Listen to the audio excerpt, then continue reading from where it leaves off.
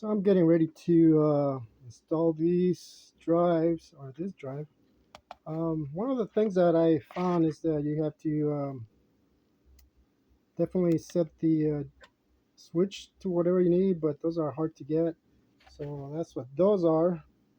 The other thing I was trying to see was which is number one and number two. It might be on the bottom. I don't remember seeing that, but I did not even really check. And so on this side, I noticed that this one has LED 1, LED 2, so I'll assume this is 1 and this is 2.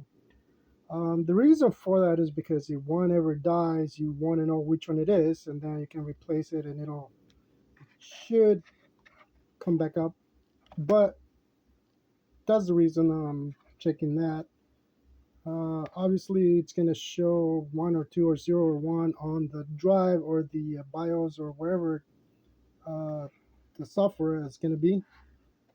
But knowing which one's 1 and 2 is definitely going to help in here, but that's the only way I can tell this is LED 1 and that's LED 2. That's all I get. So you got to keep that in mind. The other weird thing about this particular enclosure is that once I set this up for the RAID, whatever RAID I'm using, here's the manual. So there's RAID 0, 1, span, and JVOD.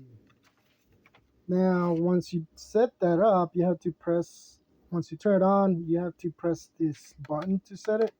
I'm not sure what the deal is because number one, the button is under the cover. So I had to plug this in, take out all the drives on the NAS, then I'll go ahead and boot up and press this, which is kind of weird, but I wanted to show you that because, well, it's something that pretty much is on the instructions here to set the RAID. That's exactly what I gotta do. And it says that your computer should be configured to JBOD, which I believe it is because I'm not using RAID on the board or motherboard itself. But yeah, that pressing that button every time you set that, I don't know. You only want to do that once when you first set it, though. If you have data here and you do it again for the same or something else, it'll probably delete it from what I noticed on the instructions. So you want to be careful with that. And before I even do any of this, I have to go into the old system because it's still working. It's just, I noticed some errors.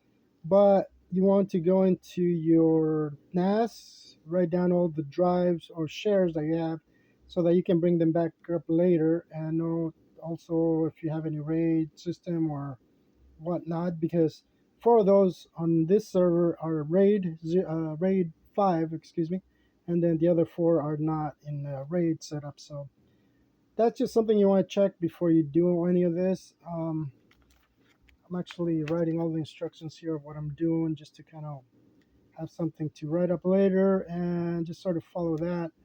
But yeah, this part where I have to take the cover off in order to do that and then get it done is kind of weird. But at least that's the right one for this setup. So I'm doing that, or I'm getting ready to do that. And then we'll see how it goes. Hopefully I got everything set correctly on here, and we'll see how this goes. But make sure you always take out the other drives so that you're not accidentally overwriting them or deleting anything on any other drive. This is just an 8 bay. If you have a 4 or 3 or 6 or 12, whatever, you gotta keep that in mind before you do that because I am going to be installing the brand new OS. I'm not copying anything from the old one. I want to do a fresh and this fresh install, and this is how you want to do it. Okay, that's it for now.